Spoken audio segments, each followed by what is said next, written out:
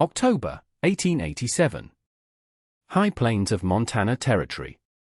Adeline Hayes was digging what the townsfolk of Prosperity Flats called her own grave. From the rim of the great, ugly ravine that split her property in two, they watched. They saw a lone figure, a widow of only 27, wrestling with rock and soil, her dark dress smudged with the red clay of the earth. Her late husband, a man known for his gentle heart and impractical dreams, had left her with little more than 2 milk cows and this worthless piece of land, a deep, winding scar that nobody else had wanted. The gossip traveled faster than a prairie fire on a dry day. "She's lost her senses since Marcus passed," one would say over a fence post. "Digging a hole for her cows? They'll be buried alive in the first snow, or drowned in the spring melt." The most respected rancher in the county, a stern and practical man named Alastair Thorne, had ridden over himself. He stood at the edge, his shadow falling long and sharp over her work. "Adeline," he'd said, his voice carrying a weight of authority and pity. "This is madness. You're carving a tomb into a flood channel. The cold that settles in these hollows is a killer. Bring your animals to my barn when the time comes." I'll not see Marcus's widow freeze to death over a foolish notion. She had paused, leaning on her shovel, her face streaked with sweat despite the autumn chill. "The problem isn't the cold, Mr. Thorne. It's how we fight it. You build walls to block the wind, I'm using the earth to hold the warmth." He had shaken his head, a slow, sad gesture of dismissal. "The earth holds the frost, child. You'll see." But Adeline saw something else. She saw a solution born of desperation and memory, a counterintuitive truth that felt more real to her than all their confident warnings. She was building not just a shelter, but a promise. A promise that when the worst night of the year came, and it was coming, she and her animals would not just survive, they would endure in a way no one thought possible. If you want to see how a simple hole in the ground could defy the deadliest winter on record, you'll want to stick around. And let us know in the comments where you're watching from, and if you've ever seen a winter that could break the spirit of a town. The knowledge Adeline wielded wasn't her own, not originally. It was a legacy, a gift from a world away, passed down from her grandfather. He was a man from the old country, a place of stone hills and relentless sea winds, where survival was an art form honed over 1,000 years of hardship. As a child, she had sat not on his knee, but on the earthen bench of his stone-lined dairy, a semi-subterranean structure built into the side of a windswept hill. He called it a cool grube, a cool pit. It was where the milk was kept from souring in the summer and the cheese wheels were safe from the deepest frosts of winter. "Nature has 2 blankets, little one," he would tell her, his voice a low rumble like stones shifting. "The first is the sky, which can be warm or cruel. The second is the earth, which is always steady. Fools spend all their time fighting the sky. The wise learn to wrap themselves in the earth." He had taught her the principles. The ground, he explained, held a constant temperature. Go down just 10 feet, and the brutal swing from 100 degrees in summer to 40 below in winter vanished. The earth became a thermal battery, storing the memory of summer's heat deep within its mass and releasing it slowly, grudgingly, all winter long. He taught her about airflow, not as an enemy, but as a tool. A low entrance for the cold, heavy air to spill in, and a high vent for the warm, moist air from the animal's breath to escape. It was a living, breathing system. The skeptics in Prosperity Flats saw a ravine, a gash, a place of shadow and damp. Adeline saw the perfect landscape for her grandfather's design. The ravine walls offered a pre-dug advantage, a vertical surface she could burrow into.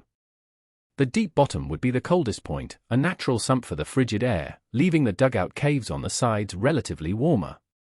She wasn't digging a pit on the floor, she was carving stables into the walls, high above the lowest point where water or deadly cold might pool. This was the critical detail everyone on the rim above failed to comprehend. They saw her digging down, but in reality, she was building sideways into a thermal mass that would protect her when their own timber and plank barns became iceboxes. The work was brutal, a relentless cycle of pickaxe, shovel, and wheelbarrow. Adeline was not a large woman, but her grief had been forged into a core of pure, unyielding resolve. Each swing of the pick was a blow against the pitying glances, each shovelful of earth a rejection of the fate everyone expected for her. She started on the north-facing wall of the ravine, the side that would get the most sun in the winter. She carved out 2 adjacent dugouts, each about 12 feet wide and 20 feet deep, connected by a thick earthen wall with an arched doorway between them. One was for her 2 cows, Daisy and Buttercup, and the other for her own work, a dairy. The walls were not left as raw dirt. This was another of her grandfather's lessons. She spent weeks hauling field stones down a makeshift ramp, lining the interior walls meticulously. The stones would prevent collapse and, more importantly, act as heat sinks, absorbing the warmth from the animals and radiating it back slowly through the night. The roof was the most ingenious part. Instead of timber, which was scarce and expensive, she laid thick branches across the top, covered them with oiled canvas salvaged from her husband's broken-down freight sled, and then piled on more than 2 feet of the excavated earth. She planted the top with native prairie grasses, whose roots would eventually form a dense, living blanket, holding the soil together and providing even more insulation. It was a sod roof, but inverted, built into the land itself. Mr. Thorne returned in November, a month later, his expression even more grim. "Adeline, the first freeze is coming. The ground will be like iron. You must stop this now." "What about air?" "The beasts will suffocate on their own fumes." She pointed to a narrow pipe made of stacked, hollowed-out stones that snaked up the ravine wall from the back of the dugout. "That's the chimney for the warm air. The door is the intake for the cold. As long as the cows are breathing, the air will move." "It's a slow, steady current," he scoffed, a harsh, disbelieving sound. "A stone pipe? That'll clog with frost in a single night. You've built a beautiful, solid tomb." That's all. His words stung, planting a seed of doubt she had to fight every day. What if he was right? What if some crucial detail from her grandfather's memory was lost, misinterpreted? The risk was immense.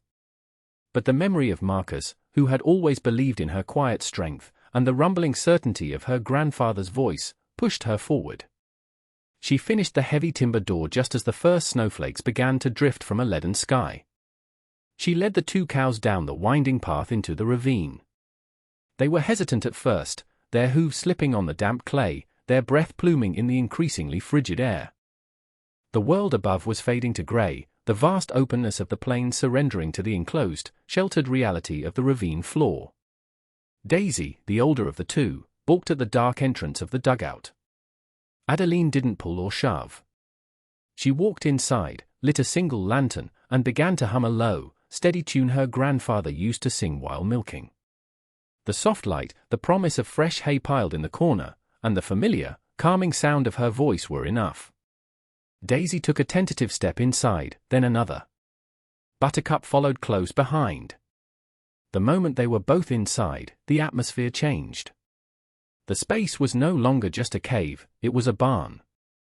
Their body heat, contained by the tons of earth and stone, immediately began to raise the temperature. Outside, the wind was picking up, a low moan that funneled through the top of the ravine. But inside the dugout, there was only a profound, almost sacred, silence. Adeline checked the ventilation flue. A faint, steamy vapor was already rising from it, a visible sign that the system was working. The warmer, moist air from the cow's breath was lighter, rising naturally and exiting through the stone chimney. This created a gentle, negative pressure that drew fresh, cold air in through the gaps around the door, which then sank to the floor and was warmed before the animals breathed it. It was a perfect, self-regulating loop, powered by nothing more than the life within the walls. That night, the first true test arrived. A blizzard swept across the plains, a curtain of white that erased the world. Temperatures plummeted to 10 below zero. In town, families huddled around their stoves, feeding them a constant diet of precious wood and coal. Mr. Thorne, in his sturdy, well-built home, could hear the wind tearing at his barn, and he worried for his herd. He thought of Adeline, alone in her hole in the ground, and felt a pang of genuine guilt. He imagined her freezing, the cows already dead, the folly complete. He promised himself he would ride out at first light to bring her back to town, assuming it wasn't already too late. Inside the dugout, Adeline was not freezing. She was comfortable. While the temperature outside was a deadly 10 below, inside her earthen dairy, it was a stable 45 degrees. The body heat of 2,000-pound animals, trapped and insulated by the surrounding earth, was all the furnace she needed. There was no wind, no draft, only the soft sound of the cows chewing their cud and the gentle drip of condensation running down the stone walls to a small channel she had dug in the floor. She slept on a cot in the attached dairy chamber, separated from the animals by the thick earthen wall but warmed by the same principle. The next morning, when the blizzard broke, a fragile sun revealed a world transformed, buried under 2 feet of pristine snow. The entrance to her dugout was almost completely drifted over. It took her an hour to shovel a path out. When she emerged, the cold was a physical shock, a sharp, painful intake of breath that burned her lungs. The air was so still and frigid that tiny ice crystals hung suspended in the light. She looked up towards the rim of the ravine. The world above was a landscape of brutal, beautiful desolation. She knew what the others were thinking. They would assume the snow had buried her, that her story had ended in the silence of the drift. But down here, life continued. She milked the cows, their udders full and warm. The milk steamed in the bucket. She separated the cream and began to churn butter, the rhythmic thumping a steady heartbeat in the quiet of her underground world. This was the first proof. A minor storm, yes, but the principle had held. The earth had kept its promise. While others had burned through a week's worth of firewood in a single night just to keep from freezing, she had used none. Her fuel was the life she was protecting. The system was not just a shelter, it was a symbiotic engine. The cows provided the heat, the earth stored it, and the design circulated it. It was a humbling, powerful realization. The mockery of the town, the pity of Mr. Thorne, it all seemed to come from another world, a world that was fighting the wrong battle. They were fighting the cold. She was simply sidestepping it. The real test, the one that would be spoken of for generations, began in the second week of January. It wasn't a blizzard of snow, but something far more insidious. A thick, freezing fog rolled in, a phenomenon the old-timers called the rime. For 3 days, the world was shrouded in a milky white blanket. The temperature dropped to 20 below, then 30, then an unthinkable 42 below zero. But it was the fog that made it so deadly. Every surface became coated in a thick, feathery layer of ice. Tree branches, heavy with the weight, snapped with reports like rifle shots. Barbed wire fences became as thick as a man's arm, shimmering with a deadly beauty. Travel became impossible. More critically, the rime coated every log in every woodpile. Firewood became useless, encased in a shell of ice that would hiss and steam but refused to burn, sucking more heat from a room than it produced. The town of Prosperity Flats and the surrounding homesteads began to slowly, inexorably freeze. We can cut now to the Miller household, 5 miles east of Adeline's Ravine. The 2 children are huddled under every blanket they own, their breath visible in the main room of their small cabin. Their father, a strong man reduced to desperation, is breaking apart furniture, chairs, a small table, to feed a stove that provides only a pathetic circle of warmth. The ice-encased logs in his woodpile are worthless. His wife weeps quietly, her hands raw and red. Then, we move to Alistair Thorne's ranch. His large, well-constructed barn, a source of immense pride, has become a chamber of horrors. The wind has driven the fine, frozen mist through every crack in the walls. The water in the troughs is a solid block of ice. His cattle, some of the hardiest stock in the territory, are shivering violently, their coats matted with frozen breath. 3 of his new calves lie still in the hay, frozen solid. He moves among them, a lantern in his hand, his heart a cold knot of dread. He has done everything right, everything that decades of experience had taught him, and it was all failing. The cold was not just outside the walls, it was inside, a permeating, relentless presence that no amount of wood or wealth could defeat. And in that moment of despair, his thoughts turned once again to the widow in the ravine. Adeline's folly. The stone tomb. He remembered his own confident dismissal, his pity. And for the first time, a sliver of a different thought entered his mind. What if she wasn't mad? What if she knew something he didn't? The thought became an obsession. By the third day of the rime, with the temperature holding at a steady 40 below and the sun just a pale, useless disk in the frozen sky, Thorn knew he had to act. He was losing his herd. His own house was dangerously cold. He wrapped himself in every layer of wool and canvas he owned, his face covered by a scarf that quickly stiffened with his frozen breath. Leaving his ranch was a life-threatening risk, but staying was a guarantee of ruin. He made his way on foot, the crunch of his boots on the ice-crusted snow unnaturally loud in the profound silence. It was a journey through an alien world. The trees were glass sculptures, the air a tangible, painful weight in his lungs. It took him nearly 2 hours to cover the 2 miles to Adeline's property. As he approached the ravine, a deep sense of foreboding settled over him. There were no tracks. No smoke. No sign of life. He was a fool. He was walking to a grave to confirm a death he had predicted.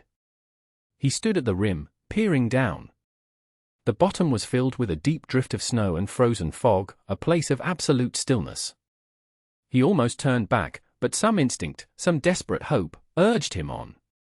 He found the path she had cut, now treacherous with ice, and carefully made his way down. The deeper he went, the more the world changed. The biting wind that had been his constant torment on the plains vanished.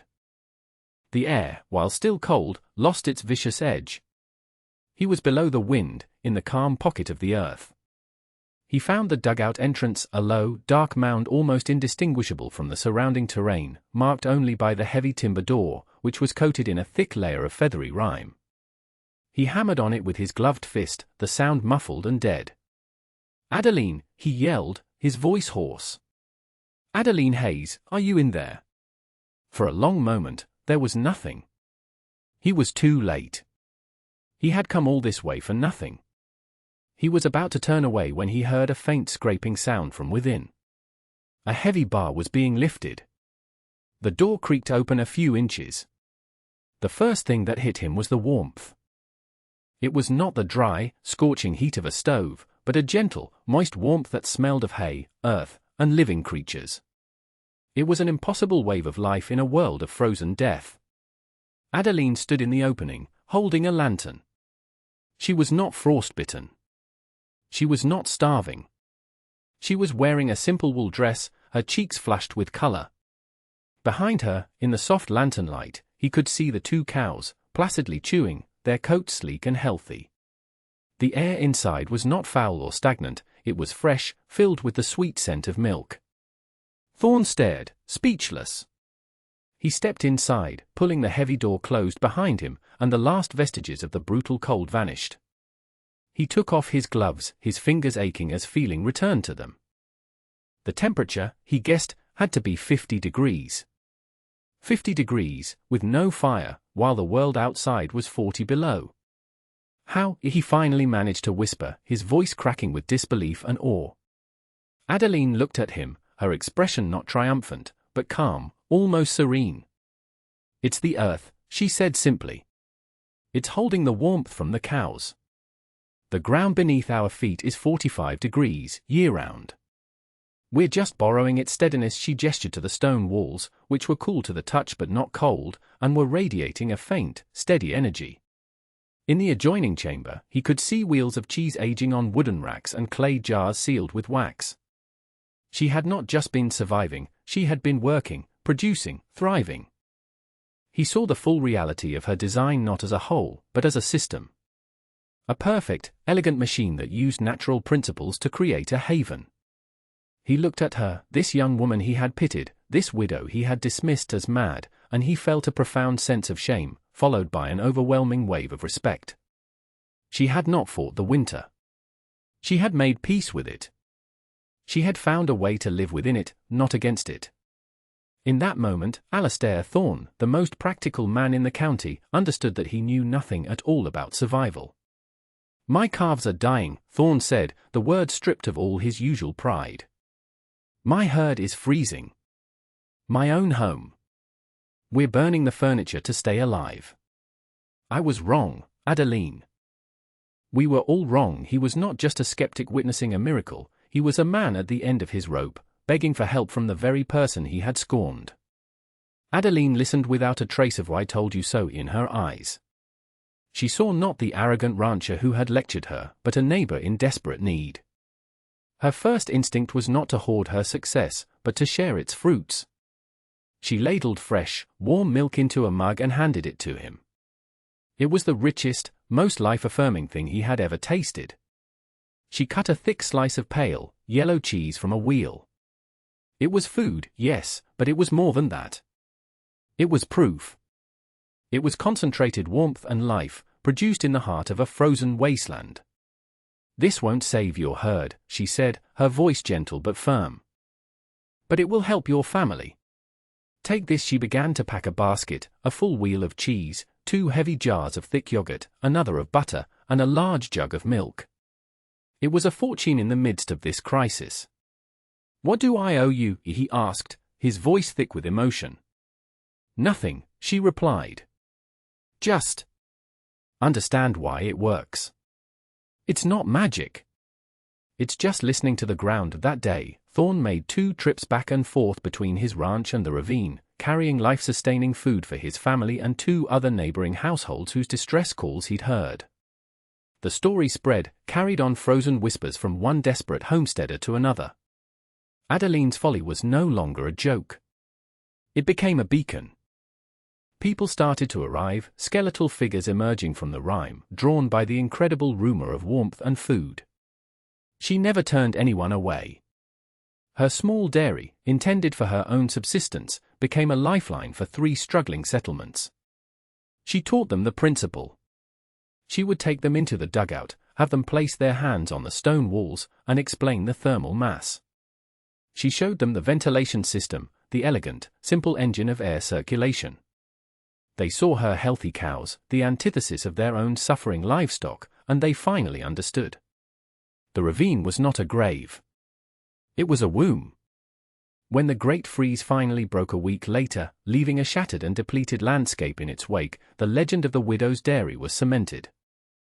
The community was humbled, their pride broken by the ferocity of the winter and resurrected by the quiet wisdom of the woman they had mocked. The following spring, there was no more talk of foolish notions.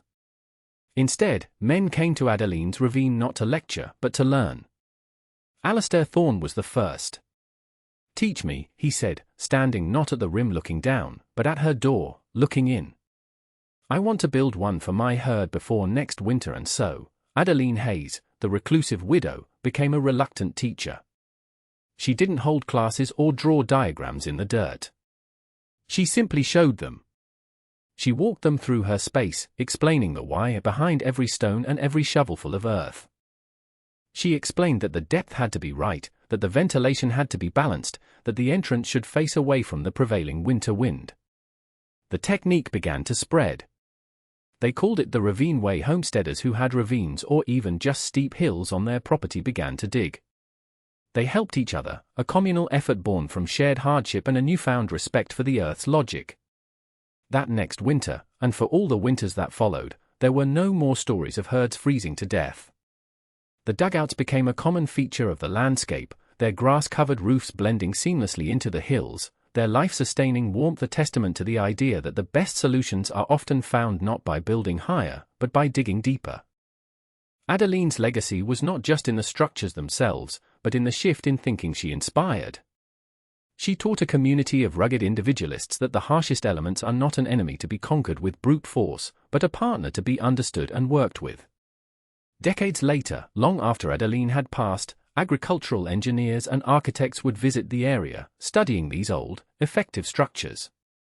They would use modern terms like geothermal exchange, passive solar gain, and earth-sheltered design. They would write papers validating the very principles her grandfather had passed down, framing folk wisdom in the language of science.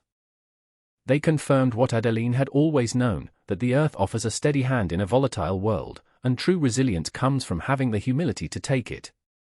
The story serves as a timeless parable, a reminder that sometimes the most profound innovations are not leaps into the future, but a return to a deeper, more patient understanding of the world that has been here all along.